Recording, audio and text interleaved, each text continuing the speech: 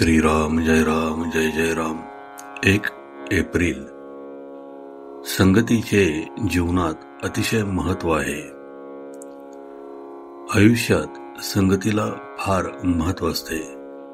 संगतीचा परिणाम विनासायास आणि बराचसा न कळत होत असतो. संत संगती लाभणे ही अत्यंत भाग्याची गोष्ट आहे. ती पूर्वपुण्याईमुळेच लाभते. ज्याच्याशी आपण संगत करावी त्याचे गुणधर्म आपल्याला येऊन चिकटतात हे आपण पाहतो. समजा काही लोकांनी इथे यायचे ठरवले. एकाने विचार केला की आपण पायीच जाऊ. दुसरा बैलगाडीने निघाला. तिसऱ्याने आगगाडीने प्रवास केला, तर चौथा मोटारने आला. सर्वजण जर एकाच ठिकाणाहून निघाले तर साहजिकच मोटारीने येणारा सर्वात लवकर पोहोचेल. म्हणजे ज्याच्याशी संगत केली त्या वाहनाचे गुणधर्म त्याला विनासायास लाभले. संगतीची दुसरी गंमत अशी की ज्याच्या संगतीत आपण जातो त्याच्यापुढे आपले कर्तृत्व लोप पावते. इथून पुष्कळ मुले शिक्षण घेऊन पुढे कुणी वकील झाले तर कुणी डॉक्टर झाले. परत इथे आल्यावर त्यांनी इथल्या मुलींची लग्ने केली.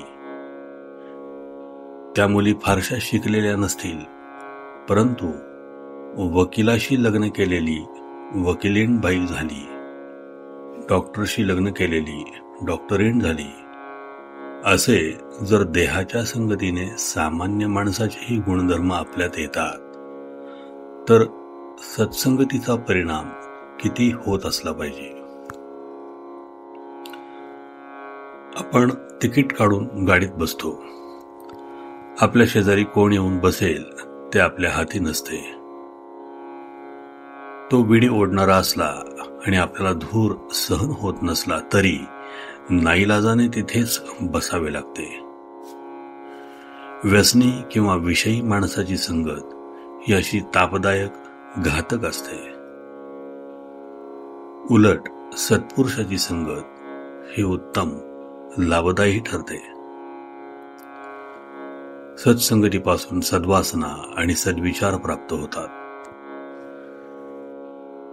एखादा साधू बैरागी असेल, झाडाखाली बसला असेल, तो स्वतः उपाशी असेल तर त्याच्याकडे येणारी मंडळी उपाशी राहतील. समर्थांकडे कुणी गेला तर ते म्हणतील, मी भिक्षेची झोळी घेतो, तूही घे. दोघेही भिक्षा मागून आणू आणि जे मिळेल ते शिजवून खाऊ.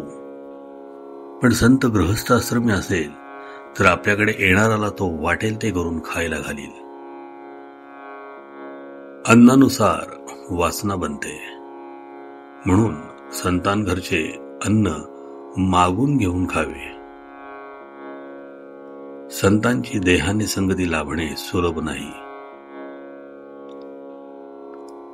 तो राहत असेल तिथून आपण लांब राहत असू आणि जवळ राहत असलो तरी प्रपंच कामधंद्यामुळे 24 तासात त्याच्या सान्निध्यात कितीसे राहता येणार. मग देहसंगतीचा लाभ कितीसा मिळेल. तेव्हा नामाची संगत हीच सर्वांना सदा सर्व काळ लाभण्यासारखी उत्तम सत्संगत होय. आजचे बोधवचन. परमार्थ साधण्यास सत्संगती फारच उपयोगी पडते. श्रीराम जय जय राम. जयाचा जनी जन्म नामार्थ झाला, जयाने सदा वास नामात केला. जयाच्या मुखी सर्वदा नाम कीर्ती, नमस्कार त्या ब्रह्म चैतन्य मूर्ती. जय जय रघुवीर समर्थ.